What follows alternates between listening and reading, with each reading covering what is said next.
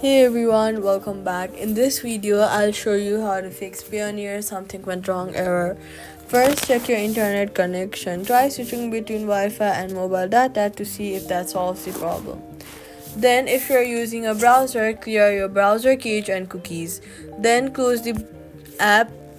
Swipe up from the bottom of your screen, look for Payoneer, swipe it away completely and reopen it after a while. You can also try using a different browser. If you're using the app, go to your phone's settings and then search for apps and select Payoneer and clear the apps cache. After that, restart your phone and try again. Also, make sure that your app is updated to the latest version. Go to your App Store or your Play Store, search for Payoneer, and then make sure that your app is updated to the latest version. After that, restart your phone and try again.